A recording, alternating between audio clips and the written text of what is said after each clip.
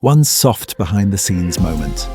No shouting, no drama, just a calm smile that somehow stopped thousands of scrolling thumbs mid-air.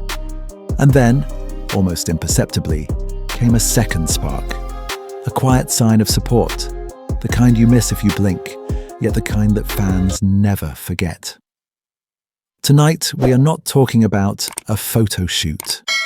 We are talking about a moment that felt like a deep breath for an exhausted internet.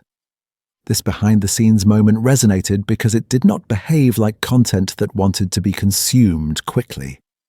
It did not shout for attention, nor did it rely on spectacle.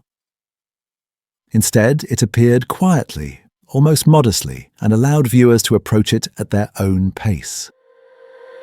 What made it travel so fast was not strategy, but recognition. People recognized something rare, an image that did not ask them to react loudly, but to feel privately. In a digital environment dominated by urgency and excess, this BTS moment slowed everything down. That alone made it stand out. Wang Yibo's presence felt unguarded, as though the camera had arrived before the performance. This created a sense of trust. Viewers were not being sold an image, they were being allowed to witness a moment. That distinction matters deeply to modern audiences. The speed of its spread came from emotional alignment rather than algorithms. People shared it not to prove devotion, but to pass along a feeling. It became a quiet recommendation, almost like saying, "This helped me, perhaps it will help you too." That is why it moved so quickly, yet without chaos. It traveled the way calm travels, gently but far. The softness in this BTS was not accidental, and it was not weakness. It was a deliberate choice to redefine strength in a public space that often equates power with dominance, volume, and perfection. Here, softness functioned as confidence. Wang Yibo did not retreat from the camera. He met it without armor. The relaxed posture, the understated styling, the absence of sharp performance cues, all of it communicated control rather than vulnerability in the fragile sense. This was vulnerability that knew it did not need to defend itself. For many viewers, this reframed what charisma can look like.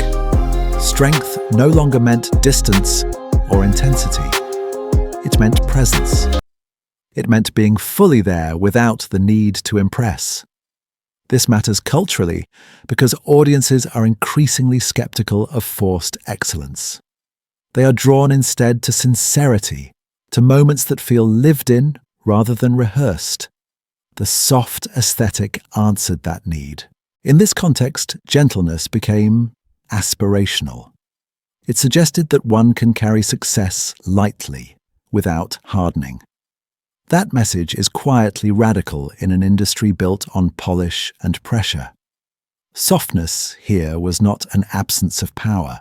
It was power that had nothing to prove. What followed the release of this BTS was remarkable not for its scale, but for its tone. Instead of the usual cycles of argument, comparison, or defense, the response unfolded as something closer to a shared pause. Fans did not rush to claim ownership over the moment. They responded with reflection. Many spoke not about Wang Yibo alone, but about themselves, about difficult days, quiet relief, and moments of unexpected comfort. This shift turned the fandom space into something resembling a safe room rather than a battlefield.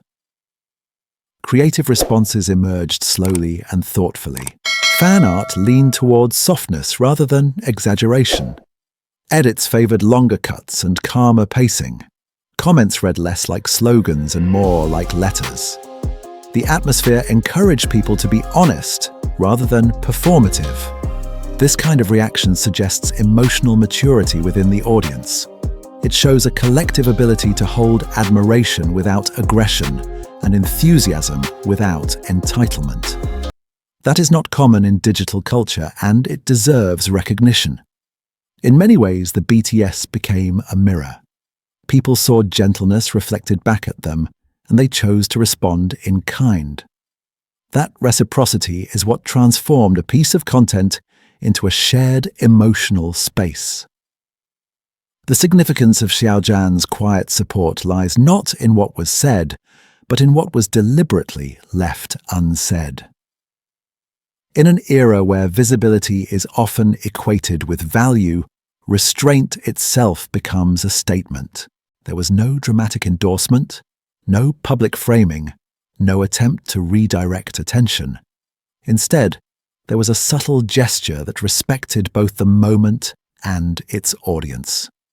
For those who noticed, it carried weight precisely because it did not demand recognition. This kind of subtlety signals trust. It suggests confidence in the relationship between artists and audiences, and an understanding that not every connection needs amplification.